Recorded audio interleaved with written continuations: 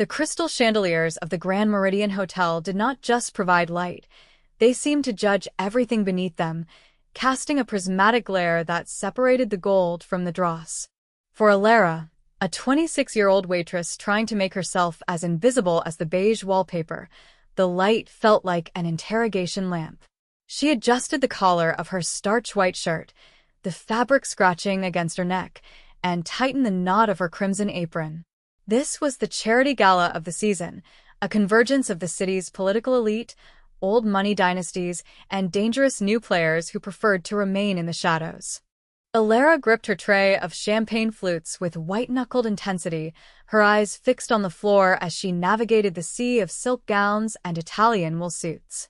She had learned early in her shift that eye contact was interpreted as an invitation for scorn.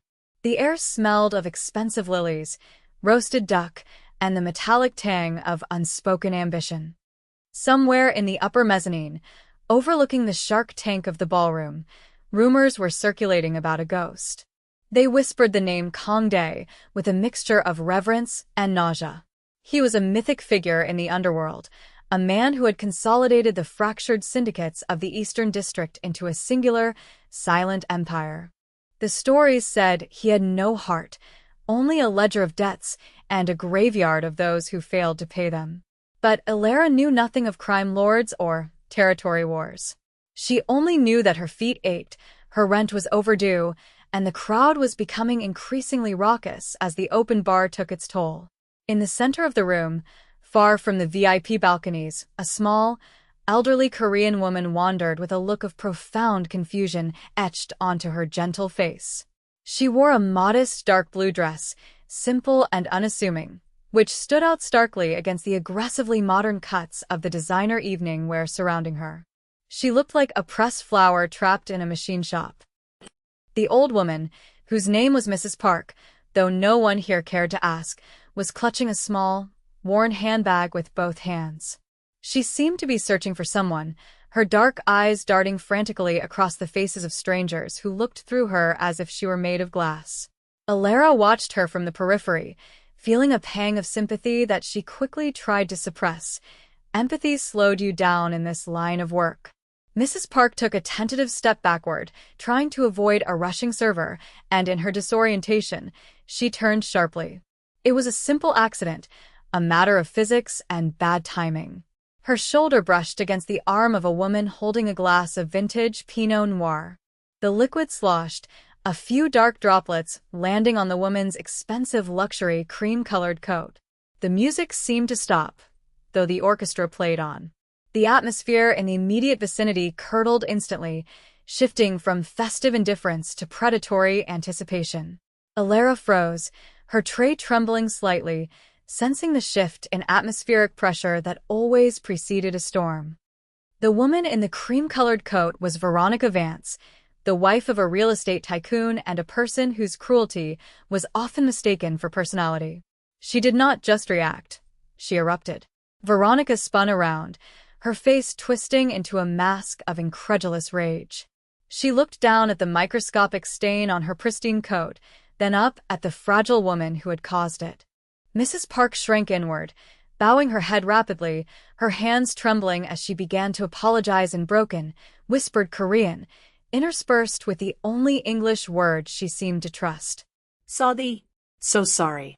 Please, her voice was a dry leaf scraping against pavement, barely audible over the din of the party. But Veronica was not interested in apologies, she was interested in theater. She needed a victim to validate her status, and fate had delivered one that looked unable to fight back. Do you have any idea what you just did? Veronica's voice was a whip crack, cutting through the ambient chatter. Heads turned. The circle of bystanders expanded, creating an arena of silence around the two women. This is custom Valentino, Veronica hissed, stepping closer, looming over Mrs. Park like a hawk cornering a field mouse. It costs more than your entire life's earnings. And you just ruined it with your clumsiness. Who let you in here? You don't belong here. Look at you, the insults were not just about the coat. They were about existence. Veronica's eyes scanned Mrs. Park's simple dress with open disgust. The crowd watched with a passive, morbid curiosity of drivers passing a car crash. No one moved. No one spoke. The wealthy and powerful, who prided themselves on their philanthropy during the speeches, were now paralyzed by their own social cowardice. Mrs. Park continued to bow, tears beginning to well in her eyes, her small frame shaking with humiliation. She looked small, terribly alone and terrified. Alara felt a heat rising in her chest, a burning sensation that started in her stomach and moved up to her throat. It was the friction of injustice scraping against her conscience. She looked at the security guards standing by the walls. They were looking at their phones or deliberately looking away. Alara set her tray down on a nearby table with a clatter that went unnoticed. Her heart was hammering against her ribs like a trapped bird. She was nobody. She was a waitress with $20 in her bank account and a uniform that didn't fit quite right. Interfering could cost her this job, and she needed this job. But as she watched Veronica raise a manicured finger to poke the old woman's shoulder, something inside Alara snapped, or perhaps it solidified.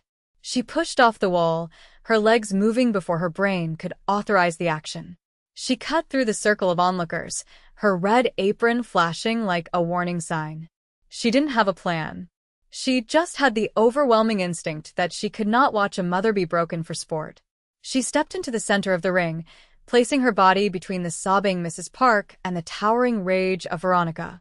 The sudden appearance of the waitress confused Veronica for a microsecond, her finger hovering in the air. "That's enough," Alara said. Her voice shook, betraying her terror, but the words were clear. She stood with her back to Mrs. Park, acting as a human shield. She apologized. "It was an accident. Please, leave her alone." The silence in the room deepened, becoming heavy and suffocating. A waitress commanding a socialite was a violation of the natural order more shocking than the wine stain.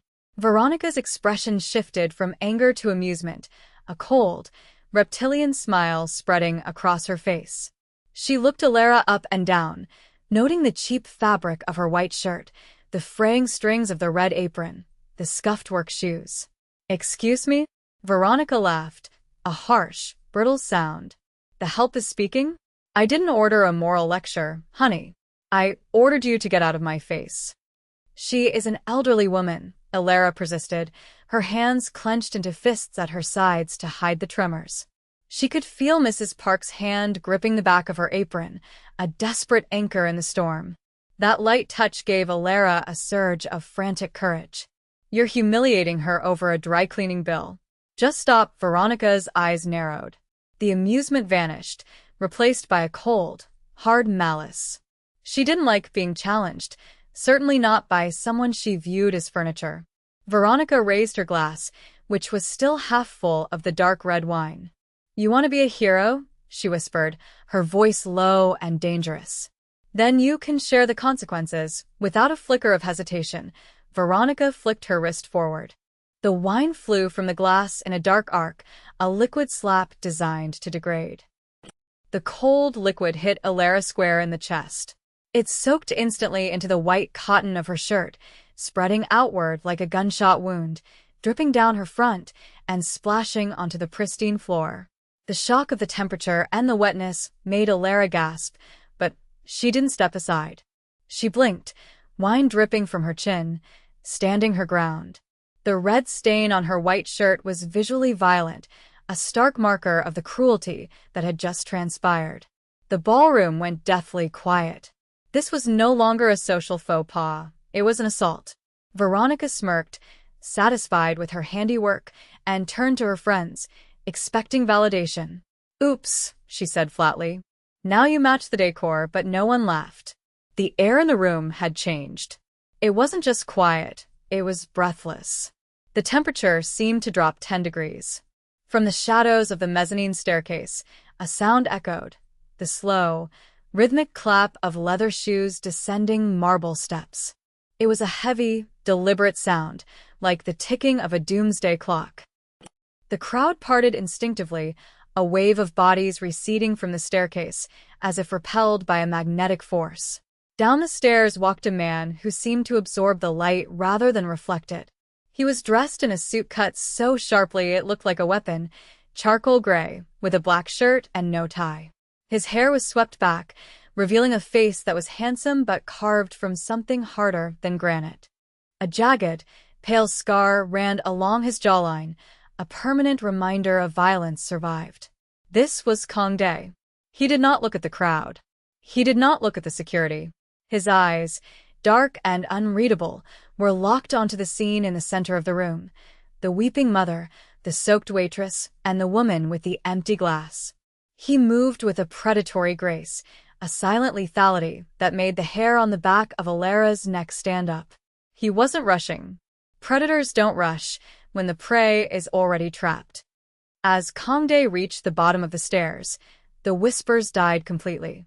The fear he projected was not theatrical, it was the quiet, absolute authority of a man who could end a life as easily as he breathed. He walked straight to the center of the circle, his presence displacing the air around him. Veronica, sensing the shift, turned to face him. Her arrogance wavered slightly, but she didn't know him. She saw only a wealthy Asian man, perhaps a potential investor. Finally, she scoffed, trying to regain control of the narrative. Someone with some sense. Can you believe the incompetence of the staff here?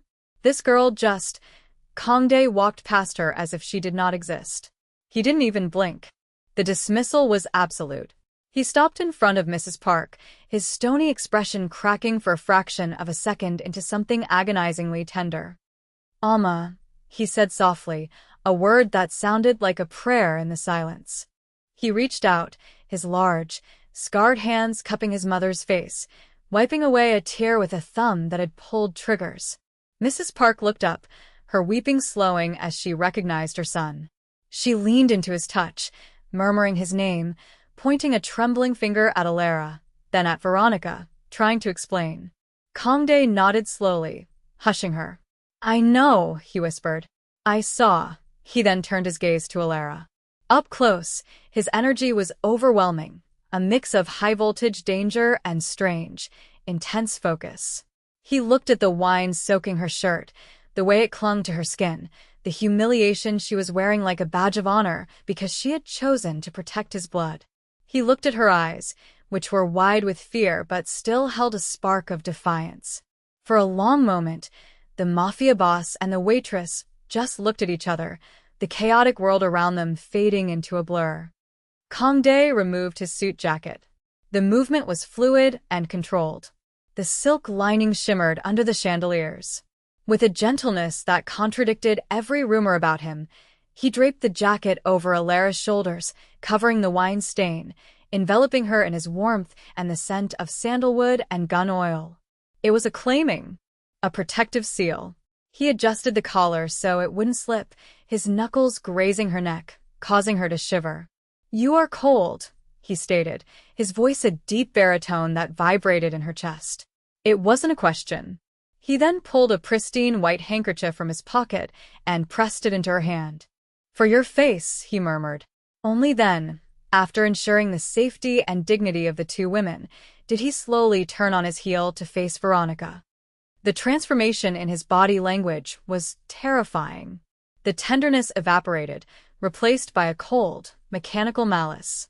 He adjusted his cufflinks, staring at Veronica with the detached curiosity of a scientist observing a bacteria. Veronica's confidence crumbled. She realized, too late, that she was not the predator in this room. She was the meal. "You," she stammered, the glass slipping from her fingers and shattering on the floor. "Do you know who my husband is?" "I do not care who your husband is," Kang Dae said, his voice calm, carrying to the back of the room without him raising it. "But by tomorrow morning, he will wish he had never met you." He took a single step forward, invading her personal space, forcing her to step back onto the broken glass of her own making. "You spilled wine on two things tonight," he continued, his eyes dead and flat. "My mother, and the only person in this room with a soul." He gestured slightly to Alara. "That jacket is worth more than your life. If another drop of wine touches her, or my mother," he let the sentence hang, an open loop of violence that was far more terrifying than a specific threat.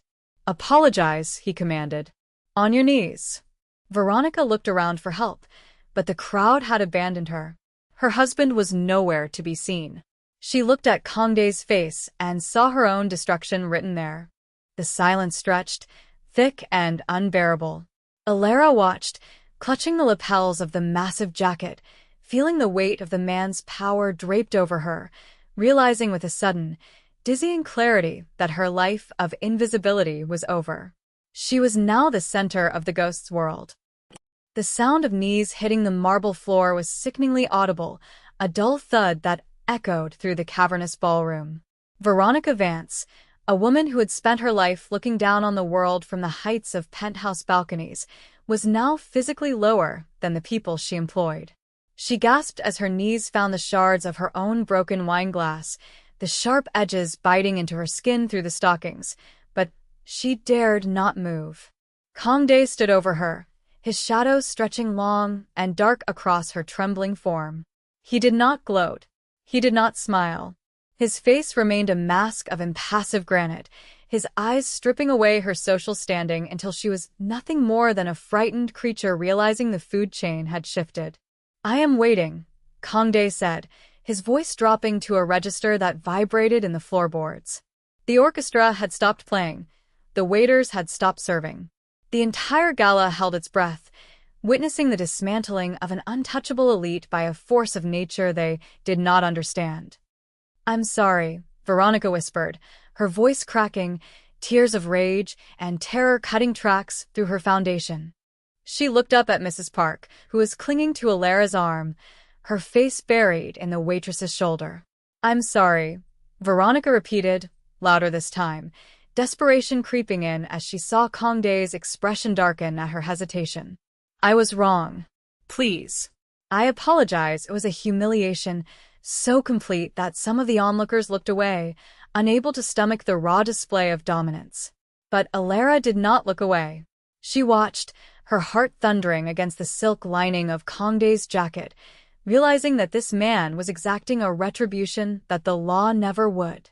He was balancing the scales of the universe in real time.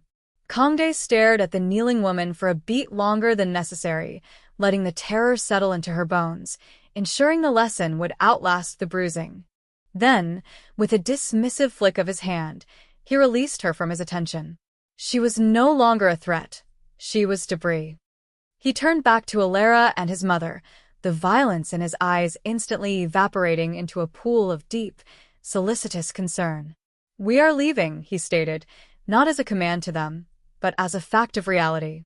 He placed one hand on the small of his mother's back and the other, hesitating for just a moment, hovered near Alara's elbow before gently guiding her. The crowd parted like the Red Sea before Moses.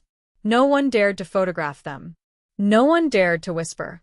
As they walked toward the grand exit, Alara felt the weight of 1,000 eyes on her, but for the first time in her life, she didn't feel small. She felt enveloped in a force field of absolute protection. They walked through the gilded doors, leaving the suffocating perfume of the gala behind for the crisp, cold air of the night, where a fleet of black SUVs waited with engines idling, their exhaust plumes rising like smoke signals into the dark city sky. The interior of the lead vehicle, a stretch Maybach, was quieter than a cathedral and smelled of rich leather and ozone. The doors closed with a heavy, reassuring thud, sealing out the noise of the city and the trauma of the evening. Alara sat on the plush bench seat, her body finally beginning to shake as the adrenaline crashed. Mrs. Park sat beside her, still holding Alara's hand in a vice grip, refusing to let go of the girl who had saved her. Kangdae sat opposite them, pouring a glass of water from a crystal decanter. His movements were precise, almost ritualistic. He handed the glass to Alara, his fingers brushing against hers. The contact sent a jolt of electricity through her that had nothing to do with fear. "Drink," he said softly. "The shock comes later. You need to be hydrated." Alara took the glass, her teeth chattering against the rim. The water was cold and clean, washing away the metallic taste of fear in her mouth. "Thank you," she whispered, the words feeling inadequate against the magnitude of what had just happened. She looked down at the jacket still draped over her shoulders. It was heavy, warm, and smelled intoxicatingly of him. I should give this back. She moved to slide the jacket off, but Mrs. Park made a sharp, protesting noise, shaking her head rapidly. The old woman spoke in rapid-fire Korean to her son, gesturing emphatically at Alara's stained shirt and then at her own heart. Kangdae listened, his hard features softening as he looked from his mother to the waitress. A faint, almost imperceptible smile touched the corners of his mouth, a crack in the armor. "My mother says you are not to remove it," Kangdae translated, his eyes locking onto Alara's. "She says it is the mantle of a queen, and you have earned it. She also asks why a girl with trembling hands has the heart of a lion." Alara blushed, the heat rising to her cheeks. "I didn't think," she admitted, looking down at her scuffed work shoes sinking into the thick carpet of the car. I saw her face. My grandmother used to look like that when people were unkind. I couldn't watch it happen again." The admission hung in the air, raw and honest. Kangdae leaned forward, resting his elbows on his knees, closing the physical distance between them. The intimacy of the space was overwhelming. "Most people look away," he said, his voice low and raspy. "In my world, everyone looks away. They see suffering and they calculate the cost of intervention. You saw suffering and you paid the cost without asking the price." He reached out, his hand hovering near her face again, as if he wanted to touch her but was restraining himself. "You have no idea what you have done tonight, Alara. You did not just save an old woman from embarrassment. You saved me from burning that building to the ground." The car ride continued in a comfortable, heavy silence, the city lights blurring past the tinted windows like streaks of neon paint. But the peace was a facade. As the convoy moved into the industrial district, heading toward the private estate where Kangdae's empire was headquartered, the atmosphere shifted. Kangdae's phone buzzed, a single, short vibration. He glanced at the screen, and the warmth vanished from his eyes instantly, replaced by the cold, calculating look of a general under siege. He tapped the partition window, signaling the driver. "Change route," he commanded, his voice clipping the air. "Blue protocol." "We have a tail." Alara felt the car accelerate, the engine growling deep in its throat. Mrs. Park whimpered, sensing the change, and Alara instinctively put her arm around the old woman, reversing their roles of protector and protected. "What is happening?" Alara asked, her voice rising in panic as the car swerved sharply around a corner. Kangdae did not answer immediately. He was reaching under his seat, pulling out a sleek, matte black firearm. He checked the chamber with a mechanical efficiency that was terrifying to watch. "Veronica's husband is a foolish man," Kangdae said calmly, as if discussing the weather. "He has sent men to intercept us. He believes humiliation can be washed away with violence." He looked at Alara, his eyes fierce and blazing. "Get down." On the floor. "Cover my mother." The command was absolute. Alara didn't hesitate. She slid off the leather seat, pulling Mrs. Park down with her into the footwell, curling her body over the old woman just as the rear window shattered. The sound was deafening, a high-pitched crack followed by the cascade of safety glass. The car swerved violently. Bullets pinged against the reinforced chassis, sounding like hail on a tin roof. Alara squeezed her eyes shut, screaming internally, but she didn't let go of Mrs. Park.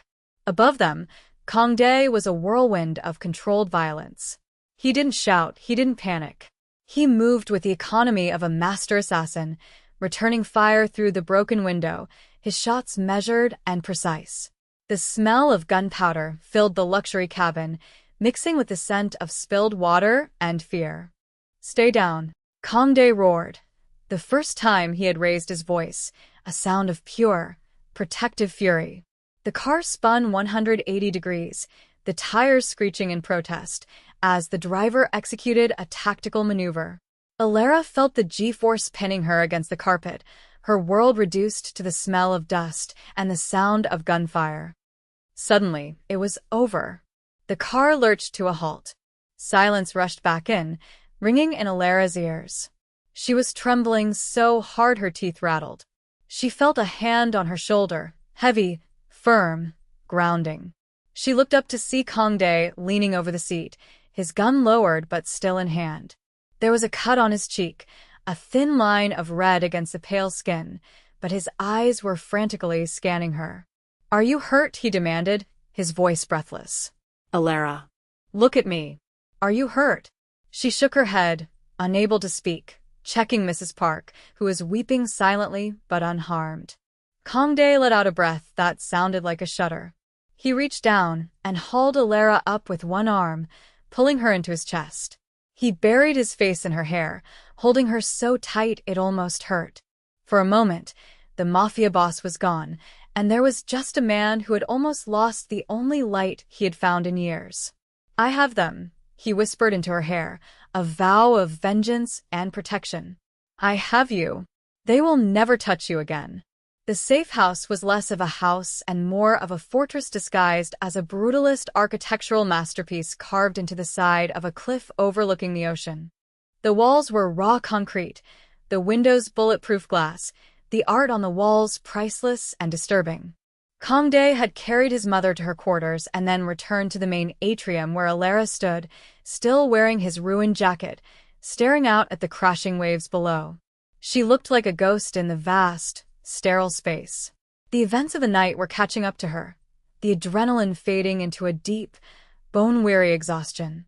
She heard his footsteps approach, softer now, stripped of the urgency of the gunfight. He stopped a few feet away, respecting the invisible barrier between her civilian world and his violent reality. He had washed the blood off his hands, but the aura of danger still clung to him. "You should go," Kangdae said, his voice hollow. He didn't look at her. He looked at the reflection of the room in the dark glass. "I can have a car take you anywhere. Another city. Another country. I will set you up with enough money that you never have to wear an apron again." He turned to face her, his expression pained. "You saw what my life is tonight. It is not galas and champagne. It is broken glass and bullets. You are too bright for this darkness, Alara. Go before I destroy you." It was a noble offer, a rejection born of love. He was giving her the exit ramp. He expected her to run. Anyone sane would run. Alara turned from the window. She looked at the man who had terrified a room full of elites, who had shot back at assassins without blinking, but who was now looking at her with the terrified vulnerability of a boy. She saw the loneliness that lived in the marrow of his bones. She thought of the way he had held his mother. She thought of the jacket around her shoulders. She stepped forward, crossing the distance he had put between them. "No," she said simply. Kangdae blinked, confused. "No," he repeated. "Did you not hear me? I am a monster, Alara. I have blood on my hands that will never wash off." "I saw a son who loves his mother," Alara countered, her voice gaining strength. She reached out and took his hand, the hand that had held the gun. It was cold and rough. She sandwiched it between hers, warming it. "And I saw a man who put his body between me and a bullet. I've been invisible my whole life, Kangdae. People look right through me." "But you saw me. You really saw me." She looked up into his dark eyes. "I'm not afraid of the dark. I've lived in it for a long time. Maybe you just need someone to hold the light." Kangdae stared at her, his defenses crumbling brick by brick. He raised his free hand to cup her jaw, his thumb tracing her cheekbone. "If you stay," he warned, his voice a low rumble, "there is no going back. You become mine. And I do not share what is mine." "I know," Alara whispered, leaning into his touch. "I'm not going anywhere." 3 months later, the Grand Meridian Hotel was hosting another gala. The guest list was similar, though one notable absence was Veronica Vance, whose husband had suffered a catastrophic financial collapse and fled the country under mysterious circumstances. The atmosphere was tense, the chatter subdued. The doors opened, and the room fell silent. Kangdae entered, looking as formidable as ever in a black tuxedo. But this time he was not walking alone, nor was he walking ahead. On his arm was Alara. She was no longer the invisible waitress in the white shirt. She wore a gown of deep crimson silk that flowed like liquid fire, her head held high, her eyes scanning the room with a newfound confidence. She didn't look arrogant. She looked regal. They moved through the crowd, not as predator and prey, but as a king and his queen. Mrs. Park walked beside them, beaming, linking arms with Alara, clearly having adopted the girl as a second daughter. Waiters passed by with trays of champagne, and Alara caught the eye of a young, terrified girl struggling with a heavy load. Alara stopped, gently touching Kangdae's arm. He paused instantly, following her gaze. Alara smiled at the waitress, a smile of solidarity and promise, and gave a small nod. The waitress straightened up, finding courage in the gesture. Kangdae watched this interaction, a look of profound pride softening his sharp features. He pulled Alara closer, kissing her temple in front of the entire city's elite. The message was clear. The ghost had a heart, and she was wearing red. The shy girl had not just intervened. She had conquered. And as the music swelled, drowning out the whispers, it was clear that the most dangerous thing in the room was no longer the man, but the love that bound them together.